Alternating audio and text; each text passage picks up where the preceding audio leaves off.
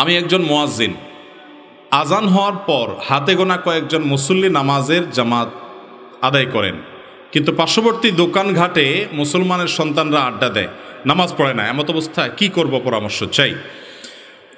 এইরকম মুয়াজ্জিন যিনি তার এলাকার মুসল্লিদের নামাজ না পড়া নিয়ে চিন্তিত, এই মুয়াজ্জিন আমাদেরকে আশার আলো দেখায় ইনশাআল্লাহ। কারণ ইমাম মুয়াজ্জিন তারা যদি মনে করেন যে আমাদের এটা চাকরি, আমি টাইমলি আজান দিলাম, টাইমলি সময় মতো নামাজটা পড়াই দিলাম, আমার দায়িত্ব শেষ, কয়জন আসলো না আসলো আমার দেখা দেখি নেই, সেই ইমাম সে মুয়াজ্জিন কখনো আদর্শ ইমাম মুয়াজ্জিন হতে। ইমাম মুয়াজ্জিন তো আদর্শ হবেন তারা যারা এলাকার বেনামাজিদেরকে দরদ দিয়ে আন্তরিকতা দিয়ে আল্লাহর ঘরমুখী করবেন, আল্লাহ থেকে দূরে যাওয়া মানুষগুলোকে আল্লাহর নিকটে আনবেন, আল্লাহ ভোলা মানুষগুলোকে আল্লাহ ওয়ালা করার চেষ্টা করবেন। এটাই হলো ইমাম মুয়াজ্জিন আদর্শ হলে তাদের কাজ এবং দায়িত্ব। আমাদের সমাজে দুঃখজনক হলেও সত্য যে মসজিদগুলোতে যে জামাতের আয়োজন হয়, বিশেষ করে আমাদের এই বশিকপুরের কথা যদি আমরা বলি, আমরা ছোটবেলা থেকে এই এলাকাতে দিনদারির যে চিত্র দেখে বড় হয়েছি, এখন সে দিনদারির চিত্রটা দেখা যায়। কিন্তু একটা বিষয় আমাকে খুব আশান্বিত করে, যেটা আমাদের মাননীয় সংসদ সদস্য বলেছেন, কিছুটা তরুণরা, এই সমাজের তরুণদের ক্ষেত্রে আমি বিশেষভাবে আশাবাদী। কারণ আমি দেখেছি এখন মসজিদে শুধু মুরব্বীরা না, উল্লেখযোগ্য সংখ্যক তরুণরা কাতারে মুসল্লি হিসাবে তাদেরকে আমরা দেখতে পাই। আলহামদুলিল্লাহ, এই তরুণদেরকে যদি আমরা সঠিক পথ দেখাতে পারি তাহলে ইনশাআল্লাহ আমাদের আগামীর পথ অনেক উজ্জ্বল হবে। অতএব মুয়াজ্জিন সাহেব যিনি প্রশ্ন করেছেন তাকে আমি বলবো যে সমস্ত মানুষরা নামাজ পড়ে না, তারা মনে করে যে নামাজ না পড়লে কি হয়েছে, ইমান তো যায় না। নামাজ না পড়লে কি হয়েছে, ইমান। আমাদের দেশে অনেক লোকের নামাজের জন্য ডাকলে বলে, নামাজ না পড়লে কি হয়েছে, আমার ইমান ঠিক আছে। বলে কি বলে না? এটা হলো ওই ব্যক্তির মতো যে ব্যক্তি বলে আমার নাম আতর আলী, অথচ গোসল করে না কয়েক মাস, গায়ের থেকে দুর্গন্ধ আসে, নাম হলো কি আতর আলী। ওই লোকটার দাবি যেরকম, নামাজ না পড়েও যে লোক দাবি করে যে নামাজ না পড়লে কি হয়েছে, আমার ইমান ঠিক আছে, এই লোকটার দাবিও একই রকম। নবী করিম সাল্লাল্লাহু আলাইহি সাল্লাম বলেছেন, বাইনার রজুলি ওয়াশ শিরকি ওয়াল কুফরি তারকুস সালাহ। একজন মানুষের সাথে ইমান এবং শিরক এবং কুফরের একজন মানুষের সাথে পার্থক্যই হলো নামাজ ত্যাগ।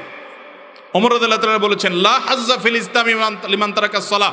যে ব্যক্তি নামাজ পড়ে না সে ব্যক্তির ইসলামে কোনো ভাগ নাই, কোনো অংশ নাই, হিস্সা নাই। কত ডেঞ্জারাস কথা চিন্তা করেন। অথচ আমরা নিশ্চিন্ত হয়ে গেছি যে নামাজ না পড়লে কি হয়েছে, ইমান আছে। পৃথিবীতে অনেক ইমামদের মতে ইচ্ছাকৃত ঠান্ডা মাথায় যদি কোনো মুসলমান নামাজ না পড়ে শুয়ে থাকে, বসে থাকে, নামাজ ত্যাগ করে, তাহলে সে কাফের হয়ে যাবে, ঈমান হয়ে যায়।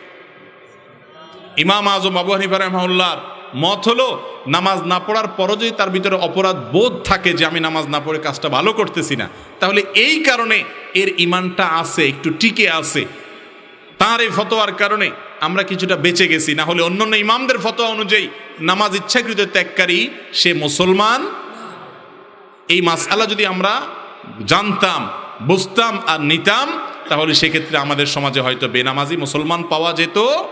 মুসলমান আবার নামাজ না পড়ে থাকে কেমনি? নবী করিম সাল্লাল্লাহু আলাইহি ওয়াসাল্লামের যুগে মুসলমান তো মুসলমান, কোনো মুনাফিকও নামাজ না পড়ে থাকতো না।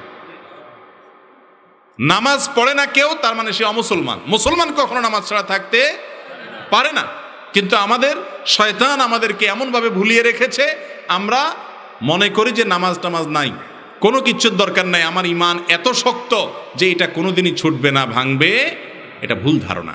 অতএব ইমাম সাহেব এবং মুয়াজ্জিন সাহেবদেরকে উদ্যোগী হতে হবে।